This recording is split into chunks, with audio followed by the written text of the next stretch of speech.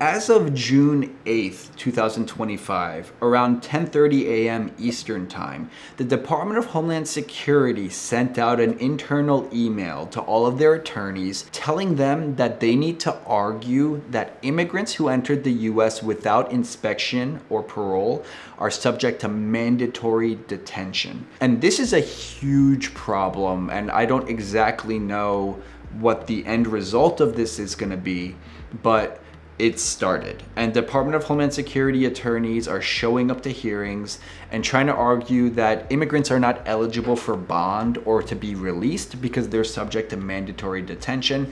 The Department of Homeland Security attorneys are citing to 3 cases from the last 5 or 6 years and trying to make these arguments. Immigration judges have been thrown back a little bit, like taken aback by this position that the Department of Homeland Security has taken, and they are ruling inconsistently on these requests to keep people detained.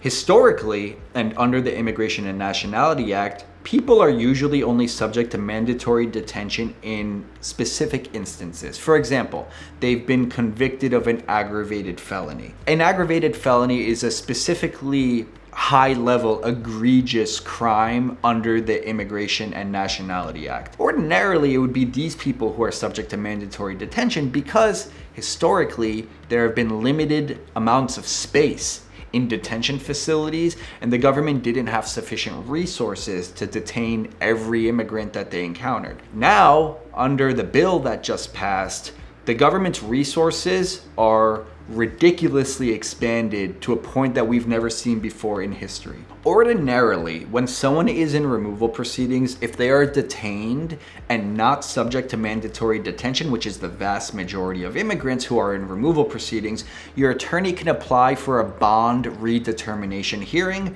where the immigration judge will consider whether to release you from detention on bond to ensure that you continue to attend your removal proceedings. And the 2 things that the judge will ordinarily consider is 1, whether you're a flight risk. Are you likely to run? Do you have ties? Do you have kids in this area who are going to school? Do you have a steady job? Are you married to a U.S. citizen? Do you have U.S. citizen family members? Do you have a strong enough incentive to not just run and disappear into the interior of the United States?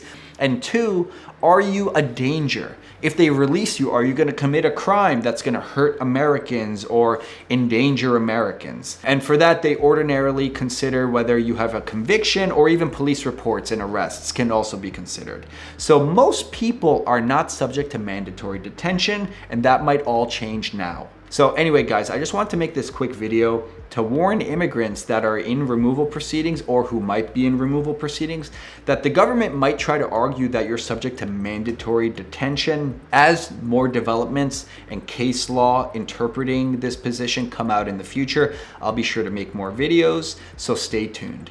If you yourself need any assistance with removal defense litigation or family-based immigration or naturalization, I'm your guy. Be sure to schedule a consultation. I'm an immigration attorney based in New York, but I handle cases nationwide. And we have a large online practice where I meet with people and consult with people nationwide and actually throughout the world who are interested in immigrating to the United States. So if you need any assistance, be sure to schedule a consultation. All right, guys, I'll see you next time for another video with more immigration updates.